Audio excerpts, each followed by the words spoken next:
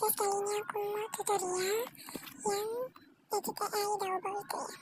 Oke, yang pertama kita pencet Google Chrome, lalu pencet telusuri, lalu kalian tulis Taobao, pencet yang paling atas ya, ini.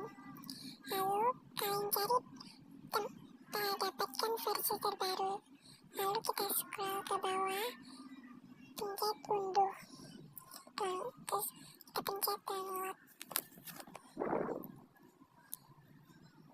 Oke, ini sekarang kita tunggu sampai 1 menit ya.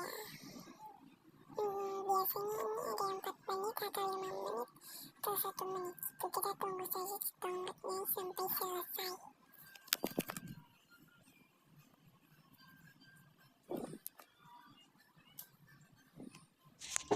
Lalu kalau sudah selesai, ini tidak masih ke sini, kalian pencet selesai, jangan buka, soalnya aku salah pencetnya. Lalu nanti ada gambaran yang pakai telepon atau TikTok, ini pakai telepon yang nanti kasih nomor kita, lalu nanti ada pesan dari orang ya, nanti itu kodenya, cuma masukkan kodenya saja.